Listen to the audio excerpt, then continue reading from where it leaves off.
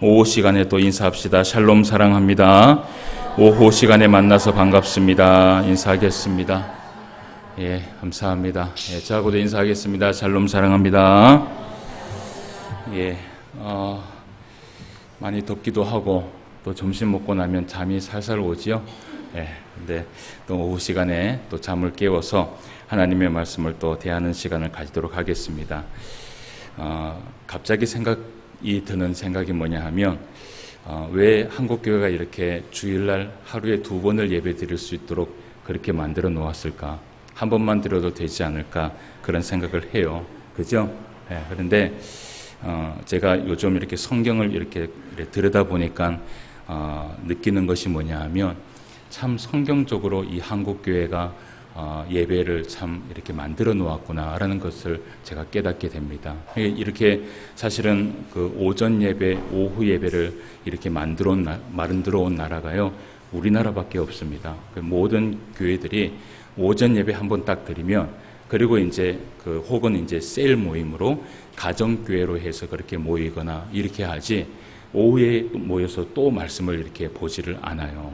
그런데 그 옛날에 그 구약 성경 때의 그 정신을 보면 이 이스라엘 백성들이 하나님 앞에 제사를 드릴 때, 번제를 드릴 때 하루에 항상 2번을 드렸습니다. 예, 아침에 한 번, 오후에 한 번, 그렇게 하나님 앞에 번제를 드리면서 하나님을 만나기 위하여서 항상 힘쓰면서 나아갔던 그 이스라엘 백성들의 모습을 보게 돼요. 물론 그 성경의 역사를 보면 그것마저도 하기 싫어갖고 막 이들이 괴로워하고 주일이 오면요, 막 그것이 힘들어갖고 그렇게 그들의 마음이 강팍한 때가 있었지만, 그 말씀이 히브리서의 말씀에 딱 가면 어떤 말씀을 하느냐 하면 하나님께서 이스라엘 백성들에게 번제를 만들어 놓은 이유가 있다라는 것이에요.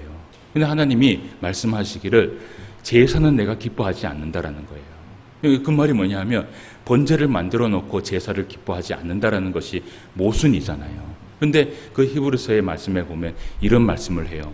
그렇게라도 해서 이 백성이 나를 만나기를 원한다라는 거예요. 그렇게라도 해서 하나님의 전에 나와서 찬송하기를 원하고 말씀을 듣기를 원하고, 그렇게라도 해서 하나님의 품 안에서 은혜를 누리기를 원하신다라는 거예요. 이게 바로 하나님의 마음이에요. 그래서 저는 그렇게 생각해요. 때로는 막 힘들어서 잠이 오고 졸릴 때가 있으시죠? 그래야 안 그래요? 그러시죠? 그때는 조세요. 네. 그러나 그 시간마저도 우리가 하나님을 만나는 시간이라고 여러분 생각하시면 이 오후 시간이 은혜가 됩니다. 그래서 여러분 오후 시간에 나올 때, 아이고 내가 오늘은 좀 몸이 안 됐다, 좀 힘들다, 내가 있으면 잠잘 것 같다, 내가 자는 모습을 목사님 보면 얼마나 마음 아프시겠노, 이렇게 생각하지 마시고 내가 단 한 번이라도 누구를 만나요? 하나님을 만나러 나온다라고 그렇게 생각을 하시고, 그런 마음으로 하나님 앞에 나오면요, 하나님 번제는 기뻐하지 않지만 하나님을 만나기 위해서 나온 그 사모하는 마음 중심을 보시고 하나님께서 우리에게 한없는 은혜를 베풀어 주실 줄 믿습니다. 그래서 잠이 와도 은혜 가운데 주무시기를 바랍니다. 예, 오늘 어쨌든 우리가 이제 이 로마서의 말씀을 좀 함께 살펴봐야 되는데요. 로마서 말씀을 지난주부터 우리가 말씀을 살펴봤어요. 지난주에 우리가 이제 사실은 유초등부가 또 성경학교를 하고 있는 중간이라서 우리 선생님들이 함께 하지 못했는데, 지난주 우리가 살펴보았던 것이 로마서 12장 1절과 2절 말씀, 2절의 말씀만 우리가 살펴봤습니다. 왜 이제 그런 말씀을 살펴봤냐 하면, 사실은 이 로마서 12장의 말씀을 보기 전에 이전에 있었던 1장부터 11장까지의 말씀을 이해를 해야 되는데요. 그 1장부터 11장까지의 말씀에서 우리에게 말씀한 것이 무엇이냐 하면, 우리가 하나님 앞에 너무나 큰 은혜를 받은 존재라는 것이에요. 예, 우리가 믿음으로 의롭다함을 받고 구원함을 받은 존재일 뿐만 아니라 그 예수 그리스도의 십자가의 죽음에 사랑을 받은 존재이고요. 그리고 또 성경에서 얘기하기를 태초 전에 우리를 선택했다라는 거예요. 예, 참 놀라운 일이잖아요. 그죠? 예, 여러분, 그 교회를 모태신앙으로 신앙생활 하지 않은 사람들이 대부분 많이 있잖아요. 그런데 모태신앙으로 살지 않으신 분들은요, 세상에 나갔다가 교회에 온 사람들이 많이 있습니다. 만약에 예를 들어서 30살 때, 30살 때 교회를 출입을 했다고 생각을 합시다. 믿음을 가져서 30살 때 교회를 왔으면 여러분 1살 때부터 30살까지는 예수님을 알았습니까? 몰랐습니까? 예수님을 몰랐어요.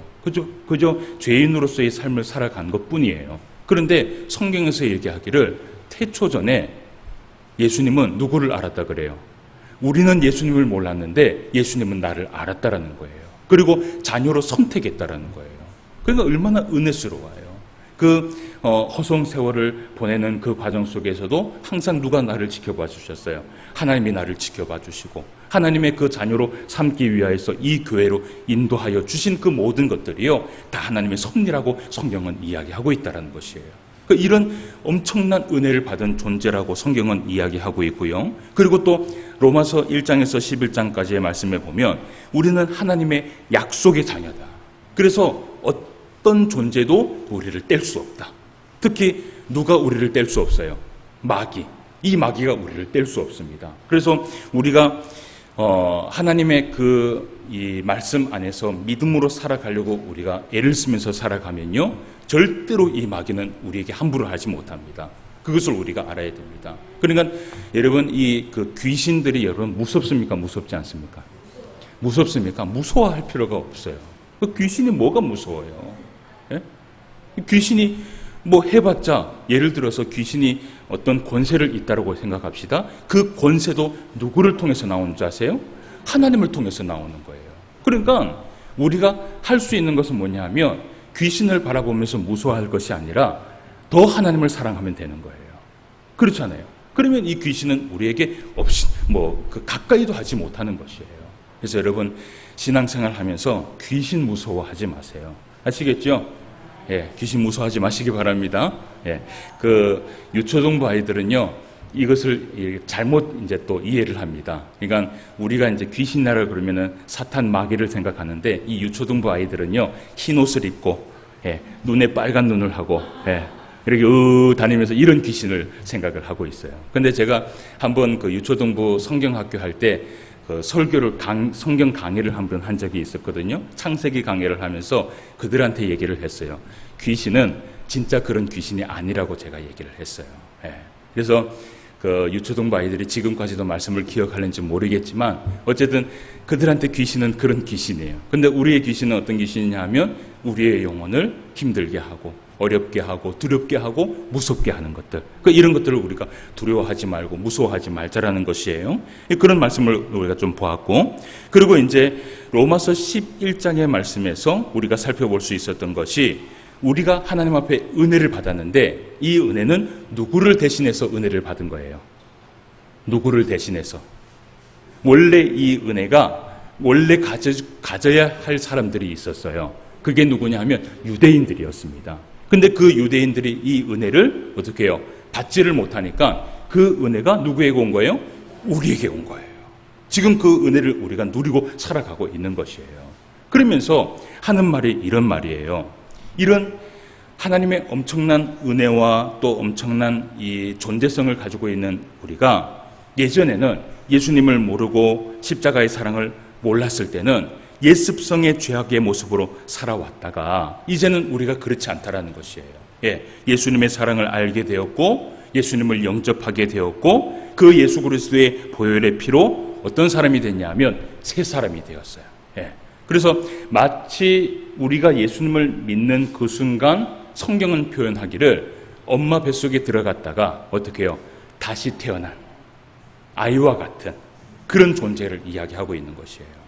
그래서 이 아이와 같은 신앙을 가지고 있는 우리의 모습들이 앞으로 이제 아이가 됐으면 어떻게 해야 됩니까? 성장해야 되잖아요. 예. 무엇을 바라보면서 성장해야 돼요? 이제 예를 들어서 새로운 이제 아기가 됐다는 것은 새로운 부모와 새로운 가정에서 태어났다라는 것이에요. 그 새로운 부모는 누굽니까? 새로운 부모는 누구예요? 우리가 이전에는 마귀의 자식이었잖아요. 그죠? 그런데 새롭게 태어나면서 누구의 자식이 됐어요? 하나님의 자식이 됐고, 그리고 어떤 가정에서 살고 있어요? 교회라는 가정에서 살고 있잖아요. 이런 다른 가정과 다른 부모님의 법칙 아래서 우리가 성장을 해야 되는데 그 성장의 원칙, 그 성장의 법칙이 무엇이냐? 그것을 로마서 12장 이후에서 말씀을 하고 있는 것이에요. 그래서 로마서 11장 1절 말씀에 보면 뭐라고 얘기를 해요? 로마서 12장 1절 말씀에 뭐라고 얘기를 해요? 그러므로 라고 시작해요. 그러므로. 그러니까 우리가 어떤 존재인 줄을 알았다면 이제 이렇게 살아가야 된다는 것이에요. 예. 새롭게 생명을 받았고 새롭게 새 사람이 되었으면 이런 인생을 살아가고 이런 법칙을 가지고 살아가야 되는데 그 중에 첫 번째가 무엇이냐? 무엇이라 그랬어요? 그 중에 첫 번째가 1절 말씀을 같이 한번 읽어봅시다. 시작. 그러므로 형제들아 내가 하나님의 모든 자비하심으로 너희를 권하노니 너희 몸을 하나님이 기뻐하시는 거룩한 산 제물로 드리라. 이는 너희가 드릴 영적 예배니라. 아멘. 그래서 그리스도인들에게 그리스도인의 삶에 가장 중요한 것이 첫 번째가 뭐라 그랬어요? 예배라 그랬어요. 예배. 그죠? 예배긴 예배인데 어떤 예배를 드려야 돼요? 예?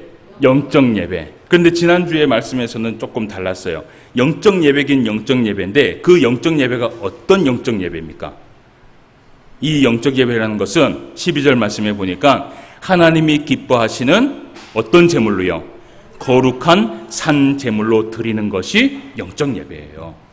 그래서 거룩한 산 제물이라는 것이 뭐냐면 지난주에도 제가 말씀을 드렸던 것처럼 거룩한이라는 단어는 하기오스, 그리고 제물이라는 것은 뒤시야, 그리고 산이라는 것은 자오해서 이것은 우리의 삶의 제물을 말하는 것이에요. 예. 그래서 오늘 이제 우리가 또 오전 예배, 오후 예배를 드렸는데 하나님 앞에 산 제물을 가지고 오셨습니까? 예. 그 산 제물이 뭐라 그랬어요? 우리의 삶. 예. 지난주에 우리가 살아왔던 그 삶을 하나님 앞에 드리는 거예요. 그죠? 근데 잘못 살아왔으면 어떻게 해야 돼요? 회개해야죠. 우리가 진짜 거룩한 영적의 산 제물을 드리려면 어떻게 해야 됩니까? 예배만 잘 드려서 되는 게 아니에요. 우리의 삶이 중요한 거예요. 예. 그래서 다음 주에도 우리가 예배 드리러 오잖아요. 그죠? 다음 주에 예배 드리러 오실 거예요? 안 오실 거예요? 오실 거죠? 그러면 그 다음 주에도 우리가 하나님 앞에 뭘 드려야 돼요? 산 제물을 드려야 되는데 그 산 제물이라는 것은 뭐냐 하면 일주일의 삶을 얘기하고 있는 거예요. 예. 아시겠죠? 예. 이런 삶의 산 제사를 드릴 수 있는 예배를 드려라. 첫 번째 우리가 말씀을 받고요. 두 번째 뭐냐 하면 2절 말씀을 같이 한번 읽어봅시다. 시작. 너희는 이 세대를 본받지 말고 오직 마음을 새롭게 함으로 변화를 받아 하나님의 선하시고 기뻐하시고 온전하신 뜻이 무엇인지 분별하도록 하라. 아멘. 그래서 두 번째는 뭐냐 하면 하나님의 선하시고 온전하신 뜻이 무엇인지 항상 분별해야 된다는 거예요. 이 분별이라는 것은 헬라어로 도키마조 해서 실험하다, 적용하다, 입증하다. 그러니까 하나님의 그 예배를 통하여서 말씀을 받았다면 그 말씀을 가지고 어떻게 해요? 그러한가, 그러하지 아니한가 실험하면서 살아가는 거예요. 아시겠죠? 예. 이것을 지난주에 우리가 말씀을 받습니다. 제가 조금 보충을 드리는데 시간을 좀 드린 이유는 뭐냐 하면 지난주에 우리 선생님들 위해서 제가 조금 더 보충을 드린 거예요. 그렇게 이제 우리가 말씀을 받는데 지난주에 이어서 이제 오늘은 3절부터 13절까지 말씀인데 다는 보지는 못할 것 같고요. 그 일부분을 우리가 좀 살펴보고 다음 주에도 또 이어서 말씀을 보도록 하겠습니다. 이 말씀도 여전히 그 지난주의 말씀과 맥락은 똑같습니다. 그러니까 새 생명을 얻은 성도로서 참된 그리스도인의 삶이 무엇인가 그것에 대해서 이야기를 하고 있는데요. 로마서 12장 3절부터 13절까지의 말씀은요. 특히 교회 안에서 공동체가 가져야 할 자세. 예. 교회 안에는 각자의 은사가 있어요. 예. 그리고 직분이 있고요. 그것을 성경은 뭐라고 얘기를 하냐면 지체를 얘기합니다. 우리가 그 말씀에 보면 3절과 4절 말씀을 한번 읽어봅시다. 3절과 4절 내게 주신 은혜로 시작. 내게 주신 은혜로 말미암아 너희 각 사람에게 말하노니 마땅히 생각할 그 이상의 생각을 품지 말고 오직 하나님께 각 사람에게 나누어 주신 믿음의 분량대로 지혜롭게 생각하라. 우리가 한 몸에 많은 지체를 가졌으나 모든 지체가 같은 기능을 가진 것이 아니니라고 얘기를 해요. 우리가 이제 이 말씀을 좀 반대로 봅시다. 3절, 4절을 보지 말고 4절과 3절을 보도록 합시다. 4절 말씀에 보니까 한 몸에 뭐라 그래요?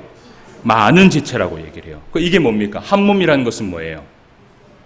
한 몸. 아니, 한 몸은 교회를 얘기하는 거죠. 예. 그리스도, 예수, 그리스도의 머리 대신 그리스도의 몸입니다. 한 몸을 얘기하고 있는 것이고, 많은 지체는 누구를 얘기합니까? 성도, 각 성도를 얘기합니다. 예. 여기 잠이 올 때는 조금씩 이렇게 저를 좀 보세요. 예.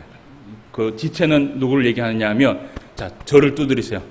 자신을 두드리세요. 예. 내 자신을 얘기하고 있는 거예요. 예. 그러니까 지금 교회라는 예수 그리스도의 그 한 몸에 지체가 있는 거예요. 누가 있어요? 여러분들이 붙어 있는 거예요. 예.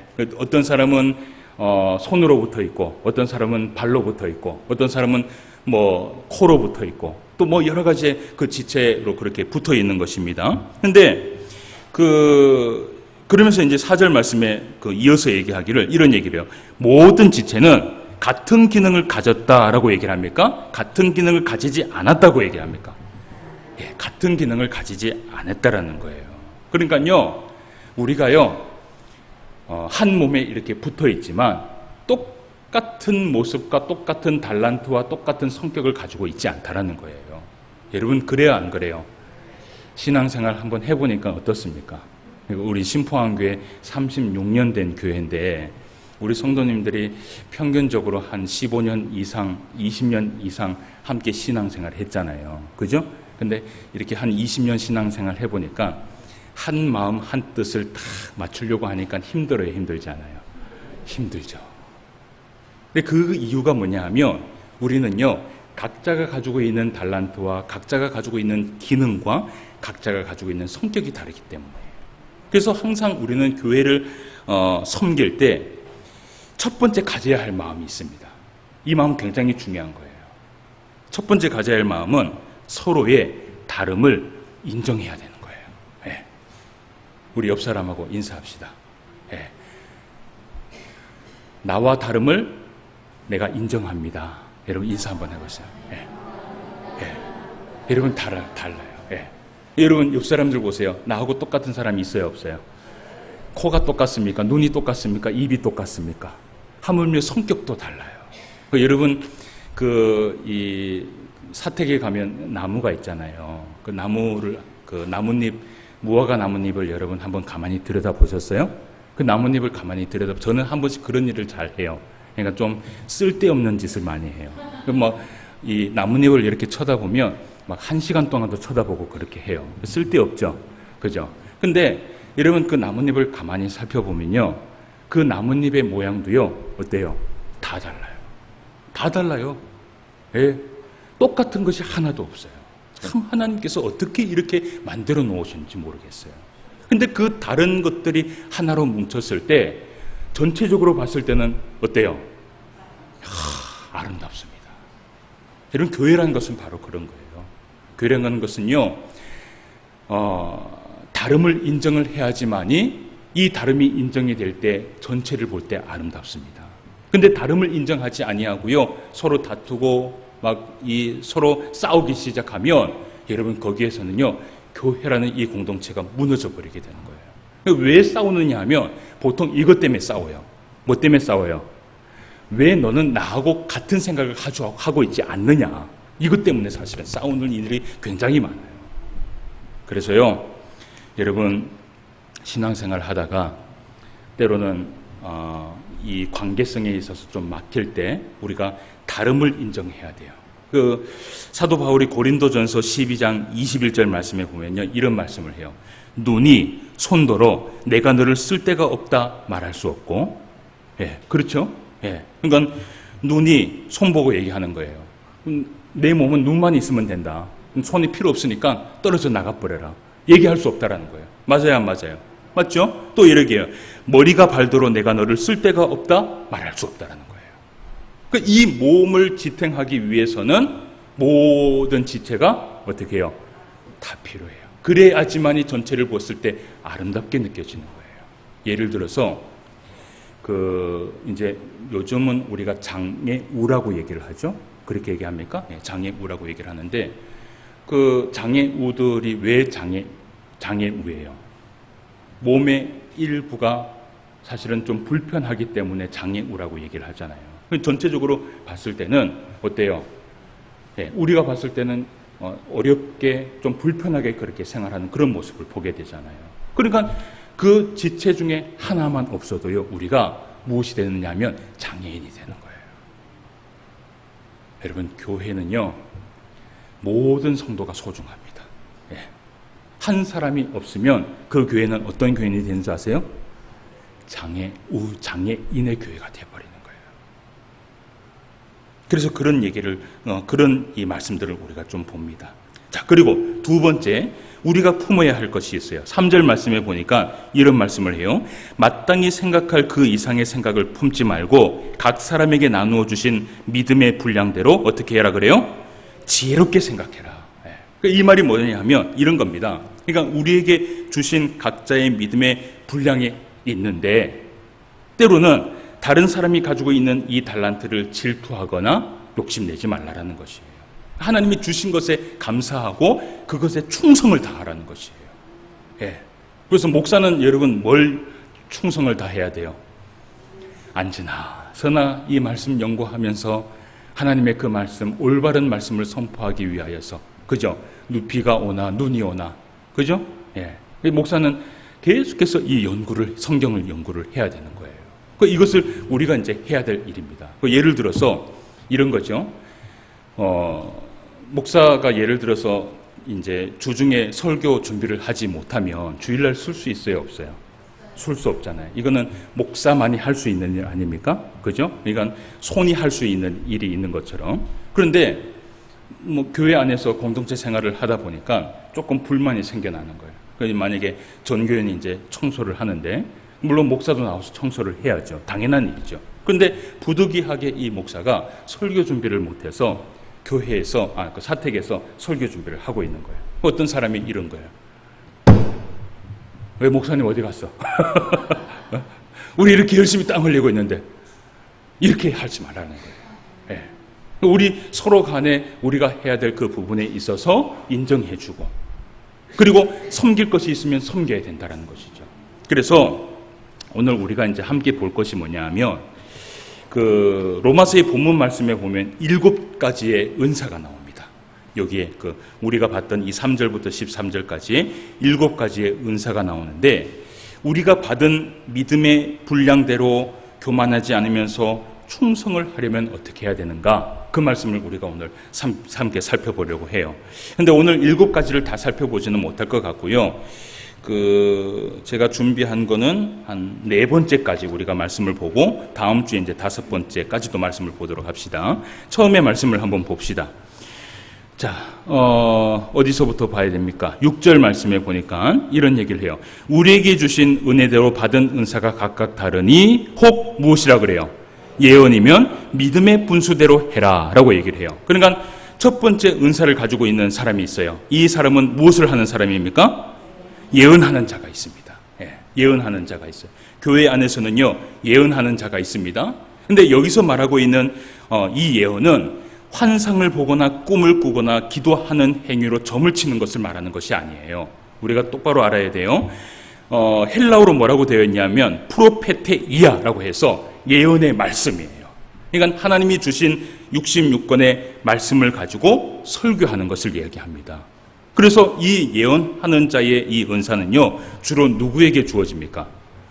주로, 그 앞에 이제 설교자, 그죠? 뭐 전도사님이나 목사님들이 주어진 그러한 은사입니다.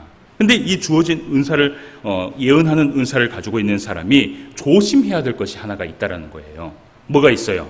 말씀해 보니까. 혹 예언이 있으면 무엇을 하라 그래요? 믿음의 분수대로 해라. 이게 무슨 말일까? 그래서 여기 앞에 있는 설교자는요, 믿음의 분수가 있어야 돼요. 예. 믿음의 분수가 있어야 되는데, 믿음의 분수는 뭔 것 같아요? 믿음의 분수. 예? 교만하지 마라? 뭐 이런 말씀일까요? 이 믿음의 분수라는 것이 뭐냐면요, 한 2가지로 제가 해석을 해드릴 수 있어요. 헬라어로 카타텐 아날로기안이라고 해서 바른 관계를 얘기합니다. 이 관계는 하나님과 설교자의 관계를 얘기하고 있는 거예요. 그리고 또 하나의 그 원문 원서 해석은 카타텐 카린이라는 단어가 있어요. 이 말은 뭐냐 하면 받은 은혜대로라는 말이 있어요. 받은 은혜대로. 그러니까 이것을 한마디로 이야기를 하면 설교자는요, 제일 먼저 가져야 할 것이 하나님과의 분명한 관계가 있어야 되는 거예요. 예, 설교하기 전에. 이것이 없으면 안 되는 거예요. 그리고 그 설교를 하기 위하여서 무엇이 있어야 되느냐 하면 뭐가 있어야 돼요? 하나님 앞에 받은 은혜가 있어야 되는 거예요. 여러분, 설교자가 은혜를 받으려면 어떻게 해야 돼요? 설교자가 은혜를 받고 설교하는 거하고 설교자가 아무것도 모르고 설교하는 거하고 여러분 다릅니까? 같습니까? 다릅니다. 완전히 달라요. 그거는요, 여기 앞에 있는 설교자도 알지만 앉아있는 성도들도 알아요. 그런데 이 목사는 항상 하나님 앞에 무엇이 있어야 되느냐 하면 이 말씀을 전할 만큼의 은혜를 사실은 하나님 앞에 사모하면서 그것을 받아야 되는 거예요. 이게 이 목회자, 설교자가 해야 될 일이에요. 노회를 가면요, 이런 얘기를 참 자주 해요. 목회를 여러분, 저는 이제 한 4년 그 정도 했지만, 한 10년, 15년, 아마 한 15년이라고 칩시다. 한 15년 이렇게 하게 나면요, 여러분, 뭡니까? 15년 정도면은 어느 정도라고 생각하세요? 15년 정도. 15년 정도면은 요한복음 1장의 말씀을 보지 않고도 설교할 수 있을까요? 없을까요? 어떨 것 같아요? 네, 15년 정도면 요한복음 1장에 어떤 말씀이 있는지 알죠. 그러니까 설교할 수 있는 거예요. 근데 노회에 가면 젊은 목사님들이나 또 여러 목사님들이 설교 때문에 굉장히 힘들어해요. 여러분, 설교자가요, 이 설교 때문에 얼마나 힘들어 하시는지 여러분 아십니까? 정말 힘들어요. 정말 힘들어요. 예. 이 한 편의 설교를 만든다는 것이요, 그냥 만들어지는 것이 아니에요. 정말 어떻게 보면 진짜 애는 나보지 않았지만 애를 낳는 그러한 고통과 그러한 기간과 그러한 이 묵상이 있어야지만 설교 한 편이 나오는 거예요. 그런데 한 15년, 한 10년 이렇게 지난 목사님들이 막 설교 때문에 고민하고 공부하고 막 모임 같은 데 참석하고 세미나 같은 데 참석하는 그런 목사님들한테 뭐라고 얘기를 하냐 하면 이런 얘기를 해요. 야, 이제 돌려막기 할 때도 되지 않았냐? 이런 얘기를 해요. 물론 설교는 했던 것을 또 해도 은혜가 됩니다. 맞죠? 그런데요, 이걸 알아야 되는 거예요. 만약에 이번 주에 제가 로마서 12장 3절부터 13절까지의 말씀을 설교를 했잖아요. 그죠? 근데 다음 주에 제가 또 이 로마서 12장 13절과 13절의 말씀을 가지고 또 설교를 한다 할지라도요, 이 목사는 하나님 앞에 은혜를 받기 위하여서 이 말씀을 준비할 수 있는 시간이 있어야 되는 거예요. 그게 목사가 해야 될 일이에요. 그게 설교자가 해야 될 일이에요. 예. 그래서 여러분, 설교자들을 위하여서 기도 많이 하시길 바랍니다. 특별히 우리 교회는 전사님이 한 달에 한 번씩 설교를 하고 또 목사가 돌아서면 설교하잖아요. 그죠? 예. 근데 여러분, 결국은 성도가 은혜 받으려면 누가 먼저 은혜 받아야 돼요? 목사가 은혜 받아야 돼요. 예. 그래야지 다 사는 거예요. 그래서 첫 번째는 예언하는 자가 있습니다. 이 예언하는 자는 무엇이 있어야 되냐면 믿음의 분수가 있어야 됩니다. 받은 은혜가 있어야 된다는 것이에요. 자, 그리고 두 번째, 어떤 사람이 있어요? 7절 말씀해 보니까 어떤 사람이 있어요? 섬기는 일이면 무엇을 하라 그래요? 섬기는 일로. 그러면 섬기는 자가 있어요. 예. 그러니까 여러분, 교회의 모든 사람은 섬기는 사람이 돼야 됩니다. 예. 사실은 모든 사람이 섬기는 사람이 돼야 되는데, 여기에서 얘기하고 있는 이 섬김은 조금은 다릅니다. 특별히 섬기는 은사를 받은 사람을 얘기하고 있는 것이에요. 헬라어로 이것을 디아코니아라고 얘기를 합니다. 이 디아코니아가 어떤 말이냐? 집사의 직무를 얘기하고 있는 거예요. 집사의 직무. 예. 그러니까 이 집사라는 이 집과 사는요, 한문으로 얘기하면 잡을 집과 일사예요. 이게 무슨 뜻일까요? 잡을 집과 일사. 그러면 집사는 뭐 하는 일이에요? 일을 어떻게 해요? 찾아서 하는 사람을 얘기하고 있는 것이에요. 그래서 이 교회 안에서는 집사의 직분을 줄 때 그 집사가 이제는 가르쳐서 일하는 것이 아니라 어떻게 해요? 스스로 찾아서 일할 수 있을 정도로 훈련이 되어져야 되고요. 그런 사람이 집사가 돼야 되고요. 그런 집사가 하나님 앞에 충성하며 나아갈 때에 하나님께서 은혜를 베풀어 주시는 거예요. 특히 여러분 초대교회 때 집사가 처음 세워졌을 때요. 여러분 사도들에게 없어서는 안 될 최고의 동력자가 누구인 줄 아십니까? 장로가 아니었어요. 집사였어요. 집사였어요. 여러분 교회에 집사가 없으면요. 어떻게 해요? 어떻게 될 것 같아요? 일이 안 돼요. 일이 안 돼요.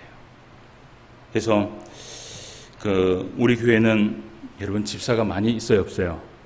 많이 없죠. 그래서 여러분 기도하셔야 돼요. 집사의 직분을 가진 자들이 많이 일어날 수 있도록 기도하셔야 돼요. 그러려면 제가 봤을 때는 부흥하는 일밖에 없어요. 왜냐하면 이미 우리 장로님하고 권사님들이 다 되셨으니까 이제 새로운 사람들이 와서 또 하나님의 말씀을 듣고 또 순종하고 충성하고 그들이 또 집사의 직무를 받아서 이 집사님들이 교회 안에서 스스로 일을 찾으면서 일하며 나아갈 때에 교회 공동체가 어떻게 해요? 올바르게 세워지는 것이에요.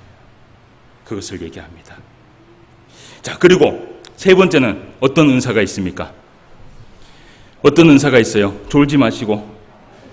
가르치는 자면 가르치는 일로라고 얘기를 해요. 가르치는 자가 있습니다. 주로 어떤 사람을 얘기할까요? 맞습니다. 교사를 이야기합니다. 크게 말하면 사실은 교회의 성도가 다 가르치는 직분을 가지고 있어요. 왜냐하면 복음 전파는 가르치는 일이기 때문이에요. 그런데 여기에서 특별히 얘기하고 있는 것이 뭐냐 하면 가르치다라는 것이 헬라어로 디다스칼리아라고 얘기합니다. 교설하다. 교설하다. 한 번씩 이 목사가 어려운 이야기를 많이 하죠. 왜냐하면 이 정확한 어문을 제가 이야기하는 이유는 뭐냐 하면 거기에 담겨 있는 뜻이 있기 때문이에요. 교설하다라는 것은 뭐냐 하면 설명을 잘한다라는 의미입니다. 그러니까 교사는 뭘 잘해야 돼요? 교사는 뭘 잘해야 돼요? 설명을 잘해야 됩니다. 교사 되시는 분들 손 한번 들어보세요. 손 한번 들어보세요. 그러세요. 하나님 앞에 설명 잘할 수 있게 해달라고 기도하셔야 돼요. 여러분 성경의 최고의 교사는 누군지 아십니까? 예수님이에요. 왜 그렇다고 생각하세요? 예수님은요 어떤 설교를 하셔도 비유로 말씀하셨고요 그 비유로 말씀하시면서 쉽게 이해하게 하신 분이 바로 예수님이셨어요. 그래서 모든 율법을요 그렇게 어려운 이 율법을 하나로 정리를 하신 분이 바로 우리 예수님이에요. 그래서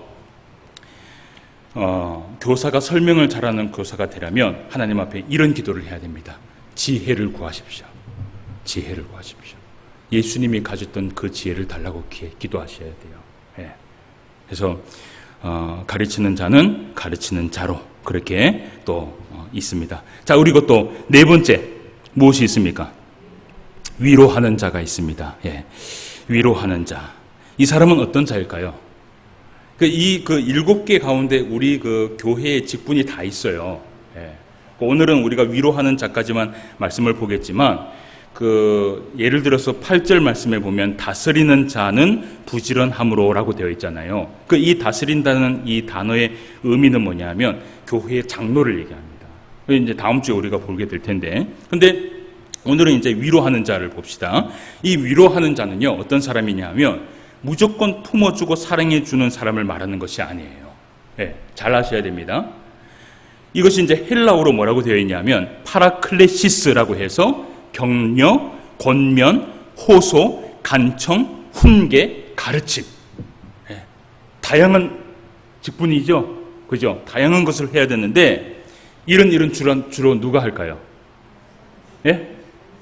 권사예요. 권사.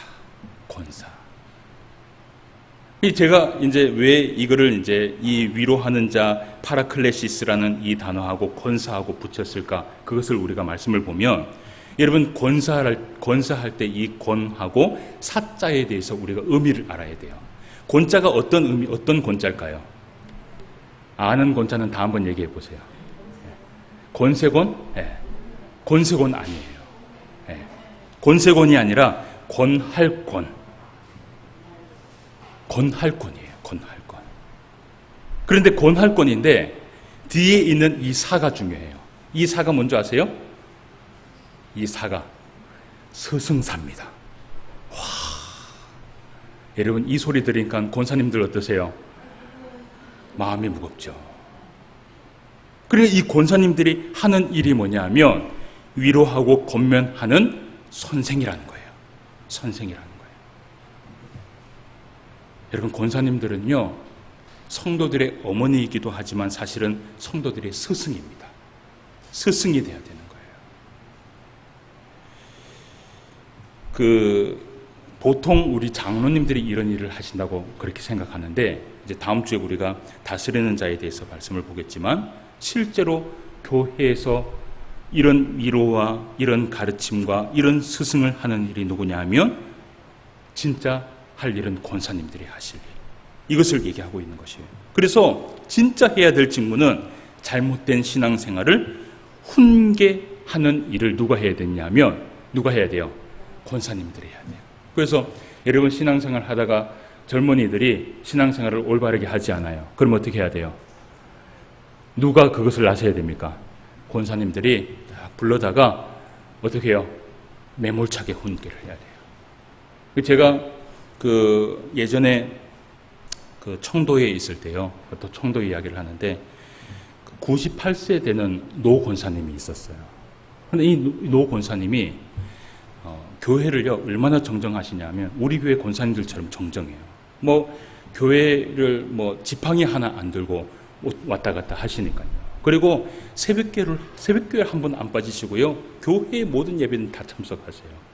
근데 이 권사님이요 오면 말이 없어요. 98세 되는 이 노 권사님이요. 이 노 권사님이 얼굴을 보면 어떤 모습인지 딱 알아요. 그러니까 항상 웃고 있으면 참 마음이 편안하다라는 것을 알고 얼굴이 굳어 있으면 뭔가 근심이 있으시구나. 이걸 이제 교육자는 좀 체크를 하거든요. 근데 한 몇 주 동안 이 98세 노 권사님이 얼굴이 안 좋아요. 근데 제가 어떤 장면을 봤는 줄 아세요? 한 달을 딱 지나더니요. 젊은 장로님을 부르시는 거예요. 네. 젊은 장로님을 부르시더니 여러분 이 노 권사님이 뭘 했을까요? 그 장로님을요 혼내는 거예요. 혼내면서 장로가 그러면 되느냐? 와, 여러분 가르치는데요 진짜 어머니가 가르치는 것처럼 가르치더라고요. 근데 이 권세를 하나님이 주시는데 장로님이 어떻게 해요? 꼼짝을 못 하시는 거예요. 왜냐하면 잘못한 것이 있으니까. 여러분 권사님은 바로 이런 사람이 돼야 되는 거예요. 여러분 이런 위로자가 되려면 무엇이 있어야 되는 줄 아십니까? 권사님들이 이런 위로자가 되려면 무엇이 있어야 될 것 같아요? 성도들로 하여금 존경을 받아야 됩니다. 존경을 받았을 때 여러분 권사의 그 한마디는요 사람을 변화시켜요. 그래서 오늘은 위로하는 자까지 우리가 말씀을 함께 살펴봤어요. 제가 오후 시간에 될 수 있으면 조금 더 길게 하지 않도록 제가 힘을 쓰고 있습니다. 그래서 오늘은 우리가 4가지를 봤습니다. 뭘 봤습니까? 뭘 봤습니까? 예, 이러면은 처음부터 다시 설교할 거예요. 뭘 봤습니까? 첫 번째, 예언하는 사람, 그리고 또 섬기는 사람, 또 가르치는 사람, 또 위로하는 사람. 여기에 해당되시는 그러한 직분을 가지고 있는 분들이 있다면 이 말씀대로 순종하시고 여러분들이 교회에서 각자가 가져야 할 그 직분을 잘 감당할 때 이 교회는 성장하게 됩니다. 그래서 주의 몸된 교회가 오늘도 성장하고 부흥할 수 있도록 여러분들이 가지고 있는 그 충성, 여러분들이 가지고 있는 그 은혜대로 살아갈 수 있는 저와 여러분 되시기를 주님의 이름으로 축원함을 드립니다. 기도드리겠습니다. 하나님 아버지, 은혜를 감사함을 드립니다. 오늘 이 오후 시간에도 우리를 불러주셔서 살아계신 하나님의 말씀을 다시 한번 깨달을 수 있는 귀한 시간들을 허락하여 주심을 진심으로 감사함을 드립니다. 우리의 이 교회 안에는 각자의 지체가 있고 각자의 직분이 있는데 그 직분을 어떻게 해야지만이 이 교회가 하나님 앞에 올바른 몸으로 세워질 수 있는가를 말씀을 통하여서 살펴봤습니다. 오늘 설교하는 자는 설교하는 자로, 가르치는 자는 가르치는 자로, 집사의 직무는 집사의 직무대로, 권사의 직무는 권사의 직무대로 하나님이 주신 그 직무를 충성을 다하여 나아갈 수 있는 주의 모든 성도가 될 수 있도록 인도하여 주시옵소서. 오늘도 말씀으로 함께하여 주심을 감사함을 드리며 모든 말씀 예수님의 이름으로 기도드리옵나이다. 아멘.